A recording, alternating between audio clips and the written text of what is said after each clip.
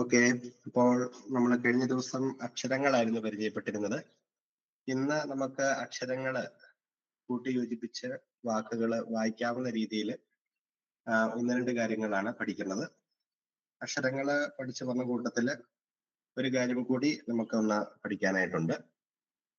അത് കഴിഞ്ഞ ദിവസം നമ്മൾ കണ്ട അക്ഷരങ്ങളെല്ലാം ഞാനൊന്ന് ബോർഡിൽ എഴുതിയിടാം.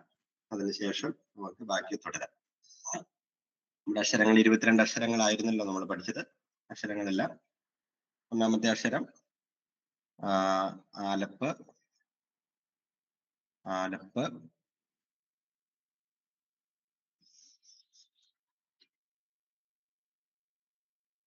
ആലപ്പ്, ബേസ്,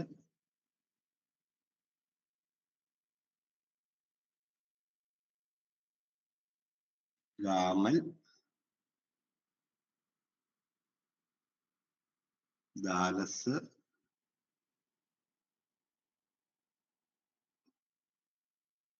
ഹേ, വാവ്,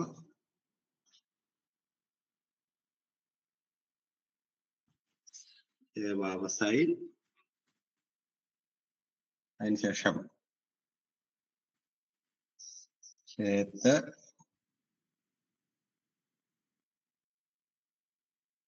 ചേത്ത്,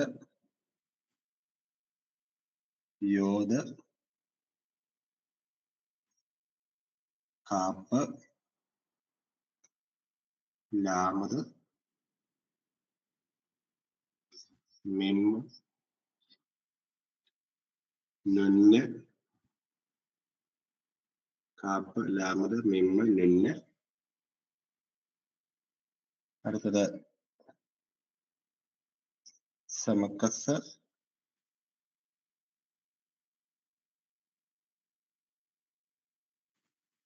യെ,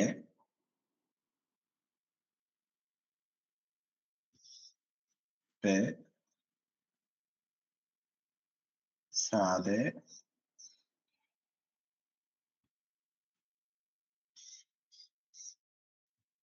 കൂപ്പ്, റേഷ്,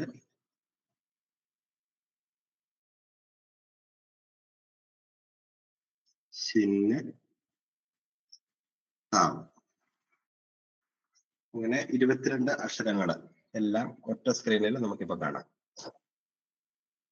ഇനി അക്ഷരങ്ങളുടെ ഒരു പ്രത്യേകത, ഇതില് 8 അക്ഷരങ്ങൾക്ക് നമുക്ക് കൂട്ടി എഴുതാൻ സാധിക്കില്ല. 8 അക്ഷരങ്ങൾ കൂട്ടി എഴുതാൻ സാധിക്കില്ല.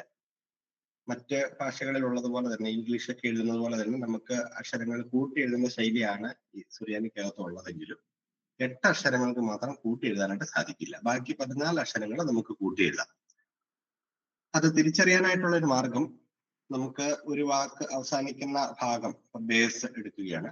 ബേസിന്റെ അവസാന ഭാഗത്ത് പ്രകാരം ഒരു വര ഇവിടെ നീണ്ടു നിൽപ്പുണ്ട്. അങ്ങനെ വര നീണ്ടു നിൽക്കുന്ന ഭാഗങ്ങൾ ഉള്ള അക്ഷരങ്ങൾക്കെല്ലാം നമുക്ക് കൂട്ടി എഴുതാൻ സാധിക്കും. അപ്പോൾ അത്തരത്തിൽ നോക്കിക്കഴിഞ്ഞാൽ കൂട്ടി എഴുതാൻ പറ്റുന്നതും പറ്റാത്തതുമായിട്ടുള്ള വാക്കുകൾ നമുക്ക് ഇതിനകത്ത് തന്നെ കണ്ടുപിടിക്കാവുന്ന അക്ഷരങ്ങൾ. കൂട്ടി എഴുതാൻ സാധിക്കാത്ത അക്ഷരങ്ങളടിയിൽ ഞാനൊരു വര ഇട്ട് പോകാം. ആലപ്പ് നമുക്ക് വരയുണ്ടെങ്കിലും അതിവിടെ ക്ലോസ്ഡ് ആണ്, അടഞ്ഞു നിൽക്കുകയാണ്. അതുകൊണ്ട് നമുക്ക് ആലപ്പ് കൂട്ടി എഴുതാൻ സാധിക്കില്ല.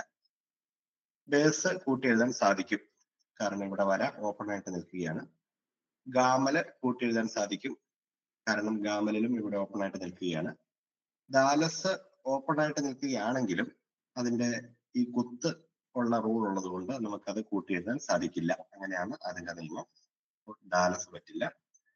ഹേ നമുക്കിവിടെ വര ഓപ്പൺ ആയിട്ട് നിൽക്കുന്നില്ല, അതുകൊണ്ട് ഹേയും കൂട്ടി എഴുതാൻ സാധിക്കില്ല. വാവ് കൂട്ടി എഴുതാൻ സാധിക്കില്ല. സൈനിന്റെ വര താഴോട്ടാണ് നിൽക്കുന്നത്. ഇപ്രകാരം നേരെ നിന്നെങ്കിൽ മാത്രമേ നമുക്ക് കൂട്ടി എഴുതാൻ സാധിക്കുള്ളൂ. അപ്പോൾ സൈനും കൂട്ടി എഴുതാൻ സാധിക്കില്ല. പിന്നെ ഹേത്ത് കൂട്ടി എഴുതാൻ സാധിക്കും, തേത്ത് സാധിക്കും, യോത്, കാപ്പ്, ലാമത്, മിമ്മ്, നുന്ന്. ഈ നിലയിലുള്ള അക്ഷരങ്ങൾക്കെല്ലാം നമുക്ക് കൂട്ടിയെഴുതാം. സമക്കസം സാധിക്കും, എ സാധിക്കും, പേ സാധിക്കും. സാധയുടെ വര ഈ പേയുടെ ഈ ലെവലിൽ അല്ലാത്തത് കൊണ്ട് താഴോട്ടാണ് കിടക്കുന്നത്. അതുകൊണ്ട് നമുക്ക് സാധയും കൂട്ടി എഴുതാൻ സാധിക്കില്ല. പിന്നെ ഖോപ്പ് സാധിക്കും. റേഷ് ദാലസിന്റെ നിയമം പറഞ്ഞതുപോലെ തന്നെ റേഷിന് കുത്തുള്ളത് കൊണ്ട് റേഷിന് കൂട്ടി എഴുതാനായിട്ട് സാധിക്കില്ല. പിന്നെ ഷിന്ന് വര നിൽക്കുന്നതുകൊണ്ട് കൂട്ടി എഴുതാൻ സാധിക്കും. താവ് കൂട്ടി എഴുതാൻ സാധിക്കില്ല. അങ്ങനെ നോക്കിയാൽ ആലപ്പ്, ദാലസ്, ഹേ, സൈന്, സാദെ, റേഷ്, ഷിന്ന് ഇപ്രകാരം 8 അക്ഷരങ്ങൾക്ക് നമുക്ക് കൂട്ടി എഴുതാനായിട്ട് സാധിക്കില്ല. ബാക്കിയുള്ള അക്ഷരങ്ങൾക്കെല്ലാം നമുക്ക് കൂട്ടി എഴുതാനായിട്ട് സാധിക്കും. കൂട്ടി എഴുതുന്ന രീതി എങ്ങനെയാണെന്നുള്ളത് ഒരിക്കൽ കൂടി കാണിക്കാം. ഞാനിവയെല്ലാം അയക്കുവാണ്. കൂട്ടി എഴുതുന്ന അക്ഷരങ്ങൾ കൂട്ടി എഴുതുന്നത് മാത്രം കാണിക്കുകയാണ്.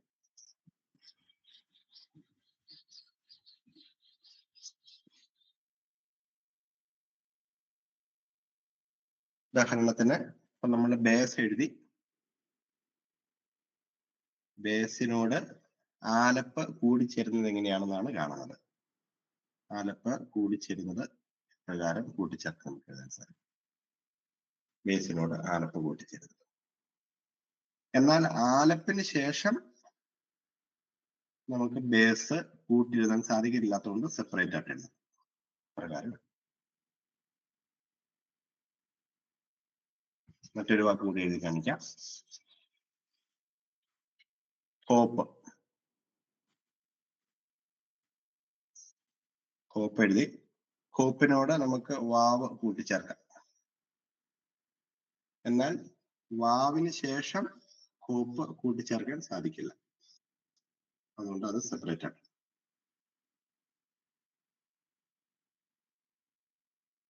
ഒരക്ഷരം കൂടി കാണിക്കാം. നമ്മള് തേത്ത് എഴുതുന്നു. തേത്ത്.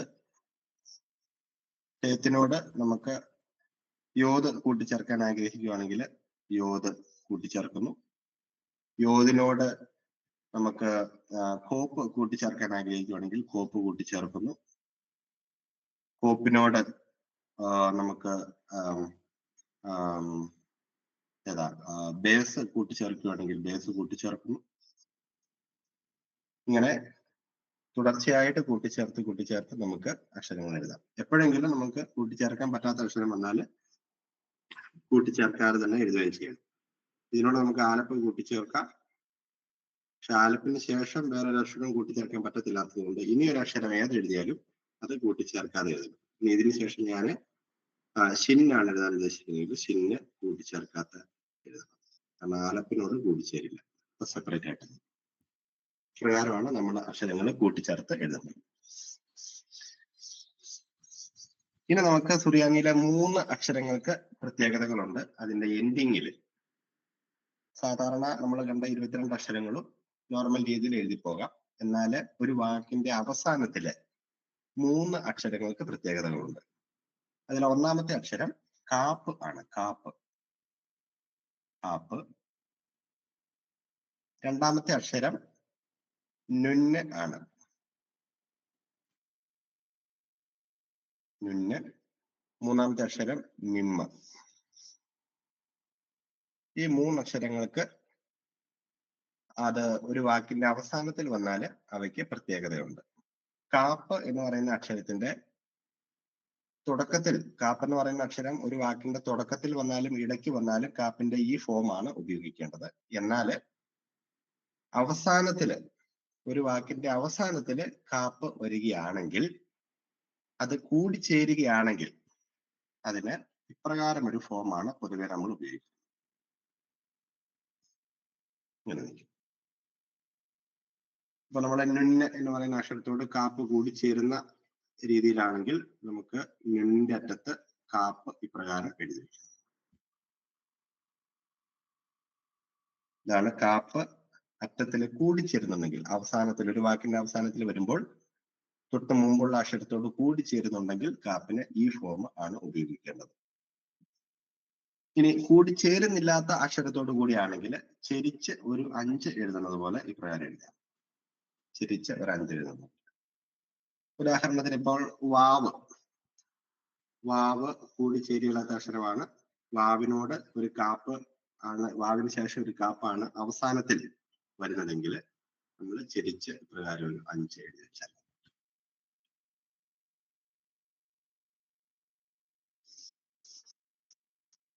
രണ്ടാമത് നുന്നിന്റെ പ്രത്യേകതകളാണ്. നുന്നിനും ഇതുപോലെ തന്നെ 2 ഫോമുകളുണ്ട്. അവസാനത്തില് കൂടിച്ചേരുന്നതും കൂടിച്ചേരാത്തതുമായിട്ടുള്ള 2 ഫോമുകൾ. കൂടിച്ചേരുകയാണെങ്കിൽ അവസാനത്തില്, തുടക്കത്തിലും ഇടയ്ക്കുമാണെങ്കിലും നുന്നിന്റെ നോർമൽ ഫോം തന്നെയാണ്, മാറ്റമൊന്നുമില്ല. അവസാനത്തിൽ കൂടിച്ചേരുകയാണെങ്കിൽ നുന്ന് ഇപ്രകാരമായി ഇങ്ങനെ താഴോട്ട് ഒരു വര പോകും. അവസാനത്തിൽ കൂടിച്ചേരുന്നുണ്ടെങ്കിൽ നുന്നിന് താഴേക്ക് ഒരു വര ഇപ്രകാരം.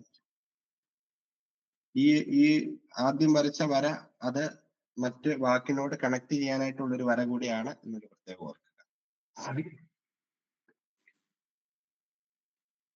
അടുത്തത് എന്ന് പറയുന്നത് കൂടിച്ചേരുന്നില്ലാത്ത നുന്നാണ്. കൂടിച്ചേരുന്നില്ലാത്ത നുന്ന് നേരെ ഓപ്പോസിറ്റ് സൈഡിലോട്ട് ഒരു വര വരും. അപ്പോൾ ആദ്യം ഒരു ഡോട്ട് പോലെ ഇട്ടിട്ട് തിരിച്ച് എഴുതുക. ആദ്യം ഒരു ഡോട്ട് പോലെ ഇട്ടിട്ട് തിരിച്ച് എഴുതുക. അപ്പോൾ ഒരു അക്ഷരത്തോടുകൂടി എങ്ങനെയാണ് കൂടിച്ചേർക്ക് എഴുതുന്നതെന്ന് നമുക്ക് നോക്കാം. ഇപ്പൊ ലാമത് എഴുതുകയാണ്. ലാമതിനോട് നുന്ന് കൂടിച്ചേരുന്നതുകൊണ്ട് നേരെ താഴോട്ട് ചെരിച്ചൊരു വര പോയാൽ മതി. കൂടിച്ചേരുന്നില്ലാത്ത അക്ഷരമായിട്ട് നമുക്ക് പറയാവുന്നത് റേഷ് എടുക്കാം. റേഷ് കൂടിച്ചേരുന്നില്ല, അതുകൊണ്ട് മാറ്റി എഴുതാം. റേഷിനോട് കൂടിച്ചേരിയല, അതുകൊണ്ട് നമ്മൾ നേരെ ഓപ്പോസിറ്റ് സൈഡിൽ ചെരിച്ചിരുന്നു. ആദ്യം ഡോട്ട് പോലെ ഇട്ടിട്ട് തിരിച്ചു പ്രകാരമാണ് അത് എഴുതുന്നത്. പെണ്ണിന് കാപ്പിനെ പോലെ തന്നെ 2 ഫോമുകൾ. ഇനി ഒരെണ്ണം കൂടി ഉള്ളൂ, മിമ്മ്. മിമ്മിന് കൂടി ചേരുന്നുണ്ടെങ്കിലും ഇല്ലേലും ഒരേ ഒരു ഫോം മാത്രമേ ഉള്ളൂ. അത് നമ്മൾ ഇംഗ്ലീഷിലെ പി എഴുതുന്നത് പോലെ, പക്ഷെ ചെരിച്ച് ഒരു വര ഇട്ടതിന് ശേഷം പ്രകാരം ഒരു ഫോം ആയിരിക്കും. പിയുടെ വലത് സൈഡിൽ നമ്മൾ വട്ടത്തിലാണ് നിൽക്കുന്നത്. മിമ്മിൻ്റെത് മാത്രം ചതുരത്തിൽ നിന്നാൽ മതി. അതിന്റെ മുകളിലത്തെ കാലിന്റെ അവിടെ ഒരു വര ചില പുറത്തോട്ട് ചാടി നിൽക്കുമെന്ന് മാത്രമേ. നമ്മുടെ എഴുതി കാണിക്കാം. ആദ്യം ചെരിച്ച് ഒരു വര, എന്നിട്ട് മുകളിൽ. ഇതാണ് മിമ്മിന്റെ. ഇത് കൂടിച്ചേർന്നാലും കൂടിച്ചേർന്നില്ലേലും മിമ്മിന് ഈ ഫോം തന്നെയായിരിക്കും. ഉദാഹരണം, ആലപ്പിനോട് മിമ്മ് ചേരുകയാണെങ്കിൽ കൂടിച്ചേർന്നാലും ചേർന്നില്ലേലും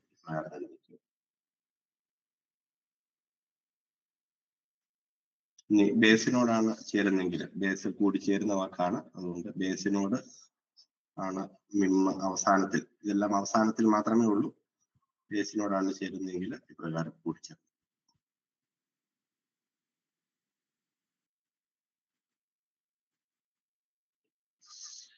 അപ്പൊ ഇതാണ് ആ പ്രത്യേകതയുള്ള 3 വാക്കുകൾ: കാപ്പ്, നുന്ന്, മിമ്മ്.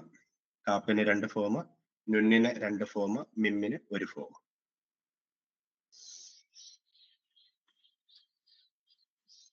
ഇനി നമുക്ക് ഒരു കാര്യം കൂടിയാണ് പ്രധാനമായിട്ടും ഇതിനകത്തുള്ളത്. വവൽസ് ആണ്. വവൽസ്. നമ്മൾ അക്ഷരങ്ങള് കഴിഞ്ഞ ക്ലാസ്സിൽ ഞാൻ പറഞ്ഞിരുന്നു, എല്ലാം പൂർണ്ണ രൂപത്തിൽ എത്തിയിട്ടില്ല. ചന്ദ്രക്കലയിട്ട് അതിന്റെ ഭാഗിക രൂപത്തിൽ മാത്രമേ നമ്മളിപ്പോ അക്ഷരങ്ങൾ മാത്രമായിട്ടുള്ളത് പഠിച്ചിട്ടുള്ളൂ.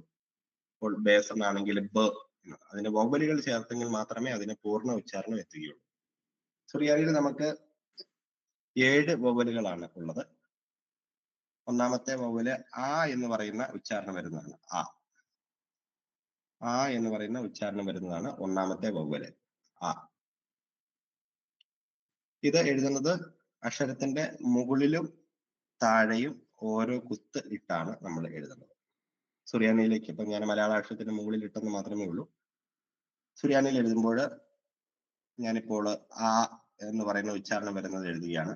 ആലപ്പെഴുതി, ആലപ്പിന്റെ ഒരൽപ്പം കൂടി താഴോട്ടിരുന്നു, ആലപ്പ് എഴുതി, ആലപ്പിന്റെ മുകളിലും താഴെയും ഓരോ കുത്ത് ഇട്ടാല് ആ എന്ന് പറയുന്ന ഉച്ചാരണം വന്നു.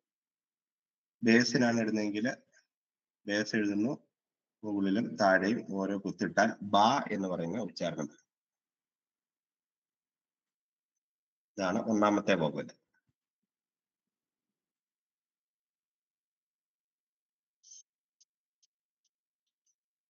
രണ്ടാമത്തെ വവ്വൽ എന്ന് പറയുന്നത് ആയാണ്.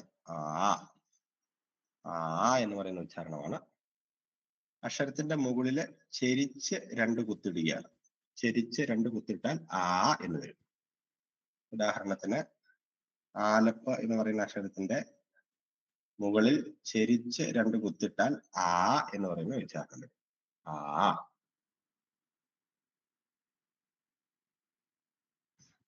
ബേസിലാണെങ്കിൽ ബേസ് എഴുതുന്നു. ബേസിന്റെ മുകളിൽ ചെരിച്ച് 2 കുത്തിട്ടാൽ ബാ എന്ന് പറയുന്ന ഉച്ചാരണം വരും. ബാ.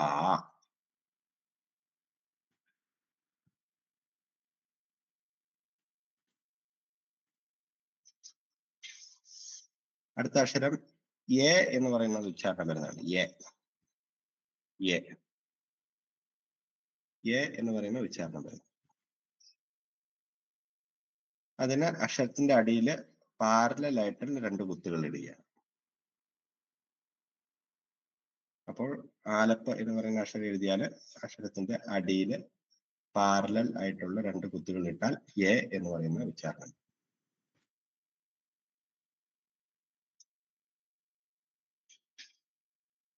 അടുത്തത് എ എന്ന് പറയുന്ന ഉച്ചാരണം വരുന്നതാണ്.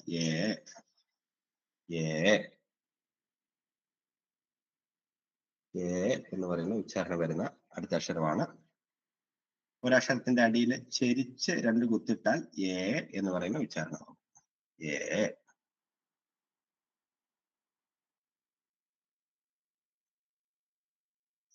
ഉദാഹരണത്തിന് ആലപ്പ് എഴുതുകയാണ്. ആലപ്പിന്റെ അടിയിൽ ചെരിച്ച് 2 കുത്തിട്ടാൽ എ എന്നത്. ബേസിന്റെ അടിയിലാണെങ്കിൽ ബേ എന്നത്.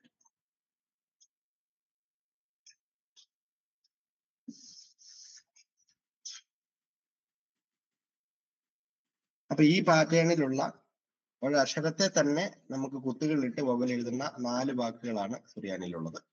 4 വവ്വൽസുകളാണ് സുറിയാനിയിലുള്ളത്. ആയ്, ആ, എ,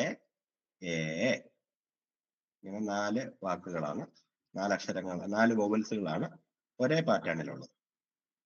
ഇനി മറ്റൊരു പാറ്റേൺ ആണ്.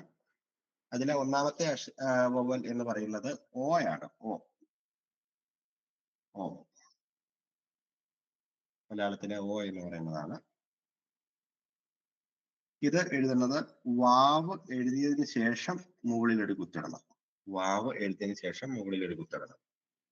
ഇപ്പോൾ ഓ എന്ന് എഴുതണമെങ്കിൽ ആലപ്പ് എഴുതിയതിനു ശേഷം വാവ് എഴുതി മുകളിൽ കുത്തിടണം. എന്നാലേ ഓ എന്നാവുകയുള്ളൂ. ബോ എന്ന് എഴുതണമെന്നുണ്ടെങ്കിൽ ബേസ് എഴുതി വാവ് എഴുതി മുകളിൽ കുത്തിടണം. എന്നെങ്കിലേ ബോ എന്ന് പറയുന്ന അക്ഷരമാവുകയുള്ളൂ.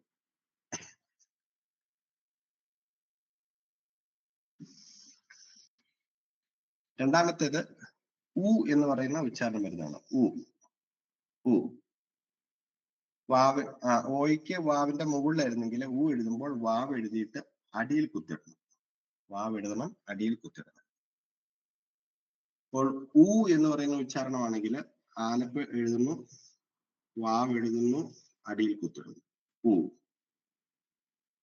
ബു എന്നാണെങ്കിൽ ബേസ് എഴുതുന്നു, വാവ് എഴുതുന്നു, അടിയിൽ കുത്തിടുന്നു. ബു. അങ്ങനെ എല്ലാ അക്ഷരങ്ങളും.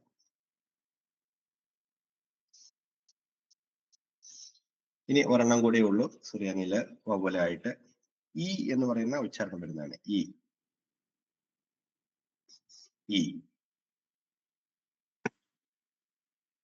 എന്ന് പറയുന്ന ഉച്ചാരണം വരുന്നത് യോത് എഴുതിയിട്ട് അടിയിൽ ഒരു കുത്തിടണം. യോത് എഴുതി അടിയിൽ കുത്തിടണം.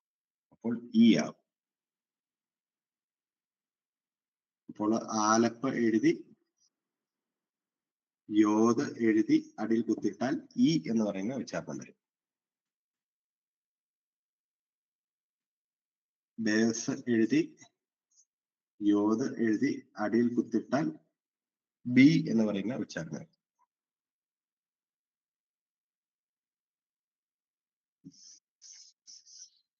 അപ്പോൾ ഇപ്രകാരം നമുക്ക് സുറിയാനിയിലെ 7 വവ്വലുകളാണ്. ഒരിക്കൽ കൂടി പറയാം. ആ എന്ന് പറയുന്നത് ആ, എ, അത്രയും ഒരു പാറ്റേണ്. അത് അക്ഷരത്താൽ തന്നെ നേരിട്ട് കുത്തിടുകയാണ്. അടുത്ത മൂന്നെണ്ണം അടുത്ത പാറ്റേണിൽ 3 അക്ഷരങ്ങളാണുള്ളത്. അത് അഡീഷണൽ ഒരു വാക്കിട്ട് നമ്മൾ എഴുതുന്നതാണ്. ഇപ്പൊ ഓ എന്ന് എഴുതണമെങ്കിൽ ആലപ്പെഴുതി വാവെഴുതി മുകളിൽ കുത്തിടണം. ഊ ആണെങ്കിൽ ആലപ്പെഴുതി വാവെഴുതി അടിയിൽ കുത്തിടണം. ഈ ആണെങ്കിൽ ആലപ്പെഴുതി യോതെഴുതി അടിയിൽ കുത്തിടണം. അത് എല്ലാ അക്ഷരങ്ങൾക്കും ബാധകമാണ്. അപ്പോൾ ഇപ്രകാരം 7 വവലുകളാണ് നമുക്കുള്ളത്. ഇതിനെല്ലാം ഓരോ പേരുകൾ ഉണ്ട്. ആലപ്പ് ഇപ്പൊ ആ എന്ന് പറയുന്ന ഉച്ചാരണത്തിന് വരുന്നതിന് സാഹ എന്ന് പറയുന്ന പേരാണ് നമ്മൾ നൽകുന്നത്. സാഹ നമ്മൾ ഉച്ചരിക്കുമ്പോൾ സാഹ എന്ന് പറയുകയുള്ളൂ. സാഹയാണ്. പിന്നീട് ഞാൻ അതിന്റെയൊക്കെ ഒരു നോട്ട് പോലെ തയ്യാറാക്കി എല്ലാവർക്കും തരാം. ആ എന്ന് പറയുന്നതിന് സ്കാപ്പ എന്ന് പറയുന്ന ഉച്ചാരണമാണ്. സ്കാപ്പ, അതിന്റെ പേര് സ്കാപ്പ എന്നാണ്. എ എന്ന് പറയുന്നത് സ്ലാമ പിശീക്കയാണ്. സ്ലാമ പിശീക്ക. എ എന്ന് പറയുന്നത് സ്ലാമ കഷ്യ.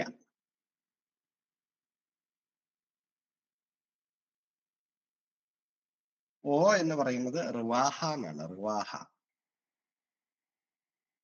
ഉ എന്ന് പറയുന്നത് റിവാസ. ഇ എന്ന് പറയുന്നത് ഹ്വാസ. ഇതിന്റെയൊക്കെ പേരുകള് ഞാൻ നമ്മുടെ ക്ലാസ് ആരംഭിച്ചപ്പോൾ നമ്മുടെ ഗ്രൂപ്പിലെ ഒരു PDF ഫയല് അയച്ചു തന്നിരുന്നു, ഒരു ടേബിൾ ആയിട്ട് അക്ഷരങ്ങളുടെ എല്ലാം കൂടെ കൂടി. അതിനകത്ത് ഇതിന്റെ എല്ലാം പേരുകൾ, ഈ വോവൽസിന്റെ എല്ലാം പേരുകൾ കൃത്യമായിട്ട് ഞാൻ കുറിച്ച് വെച്ചിട്ടുണ്ട്. റെഫർ ചെയ്യേണ്ടവർക്ക് അത് റെഫർ ചെയ്യാവുന്നതാണ്. ഇനി നമുക്ക് ഒരു കാര്യം കൂടിയേ ഉള്ളൂ.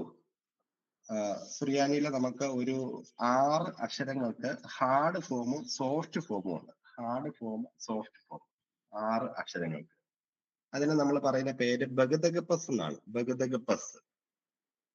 ആ പേര് കേൾക്കുമ്പോൾ തന്നെ അറിയാം അതിനകത്ത് വരുന്ന 6 അക്ഷരങ്ങൾ ഏതൊക്കെയാണ് എന്ന്. ഒന്നാമത്തെ അക്ഷരം ബേസ് ആണ്. ബേസ്. ബേസ് അല്പം കൂടി താഴോട്ടില്ല. ഒന്നാമത്തെ അക്ഷരം ബേസ്. രണ്ടാമത്തെ അക്ഷരം ഗാമൽ. മൂന്നാമത്തെ അക്ഷരം ദാലസ്. നാലാമത്തെ അക്ഷരം കാപ്പ്. അഞ്ചാമത്തെ അക്ഷരം ടേ. ആറാമത്തെ അക്ഷരം താവ്. ഇപ്രകാരം നമുക്ക് സുറിയാനിയിലെ 6 അക്ഷരങ്ങൾക്ക് ഹാർഡ് ഫോമും സോഫ്റ്റ് ഫോമും ഉണ്ട്. ഉദാഹരണത്തിന് നമ്മൾ ഈ വാക്കുകളൊക്കെ വായിക്കുമ്പോൾ ബ എന്നും ബ എന്നാണ് ഒന്നാമത്തെ അക്ഷരം. രണ്ടാമത്തെ ഗ, മൂന്നാമത്തെ ദ, നാലാമത്തെ ക, അഞ്ചാമത്തെ പ, ആറാമത്തെ ത. അപ്രകാരമാണ് വായിക്കുന്നത്.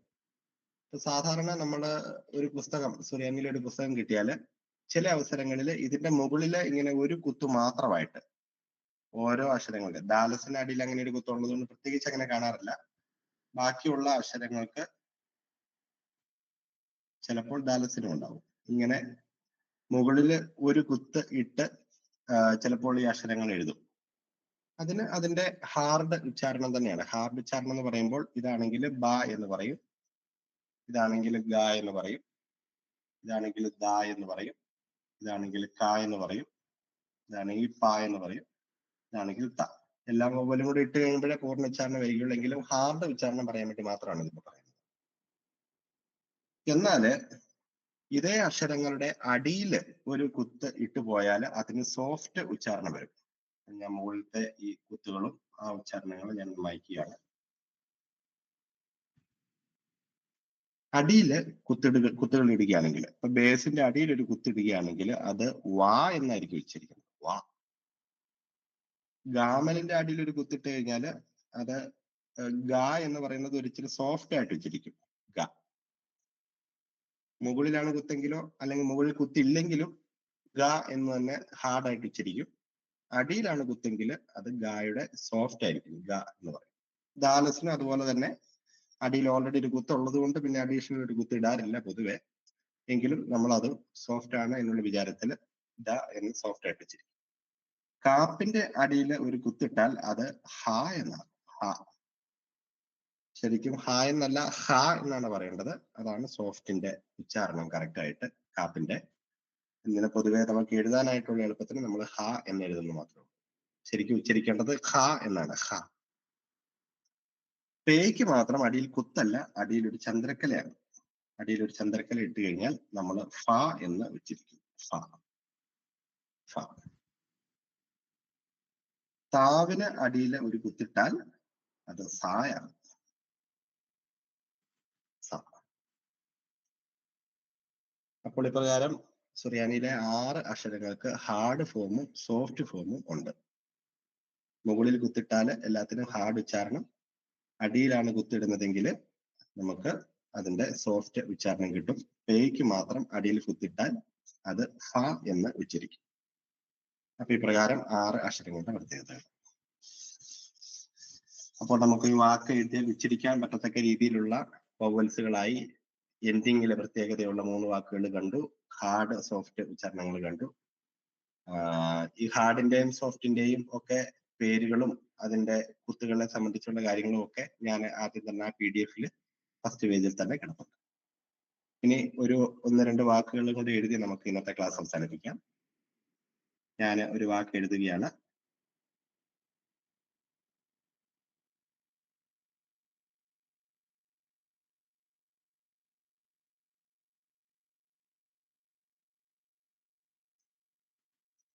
ഓക്കെ.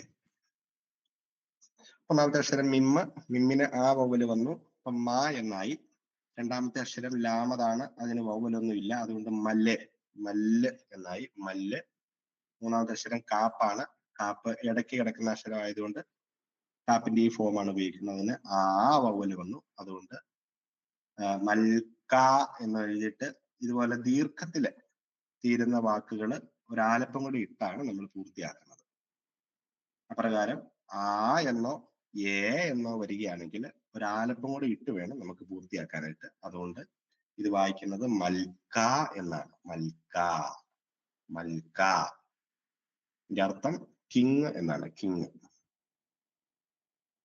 കിങ്. മൽക്ക, മൽക്ക.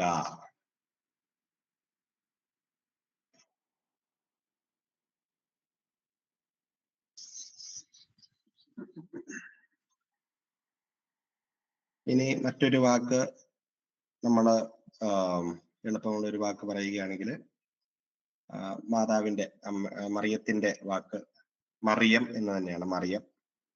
മറിയം എഴുതുന്നത് മിമ്മ എഴുതുക. മിമ്മിന് ആ വവ്വല് വന്നു, പിന്നെ റേഷ് എഴുതുന്നു. മറ്, റേഷിന് വവ്വല് പാടില്ല, അതുകൊണ്ട് മറ് എന്ന് എഴുതും. പിന്നെ യോദ് എഴുതുന്നു, യോദിന് ആ വവ്വല് വരുന്നു. അതിനുശേഷം മിമ്മ എഴുതുന്നു. മിമ്മ എൻഡിങ്ങിലായതുകൊണ്ട് മിമ്മിന്റെ ഈ ഫോം ഉപയോഗിക്കും. മിം, മറിയം, മറിയം. അപ്പോൾ ഇപ്രകാരം നമുക്ക് അക്ഷരങ്ങൾ എഴുതാം. ഇത് മലയാളത്തിൽ എഴുതുമ്പോൾ നമുക്ക് മറിയം എന്നാണ് എഴുതുന്നത്, മറിയമല്ല, മറിയം, മറിയം. ഓക്കെ. അപ്പൊ നമ്മൾ ഇന്നത്തെ നമ്മുടെ ക്ലാസ് അവസാനിപ്പിക്കാം. നമുക്ക് പ്രധാനമായിട്ടും നമ്മുടെ വവലുകൾ കണ്ടു, അത് ഉച്ചരിക്കുന്ന രീതി, കൂടുതൽ അക്ഷരങ്ങളൊക്കെ നമുക്ക് അടുത്ത ദിവസം പഠിക്കാം. അതിനനുസരിച്ച് വായിക്കാനും നമുക്ക് പഠിക്കാം. Okay, thank you.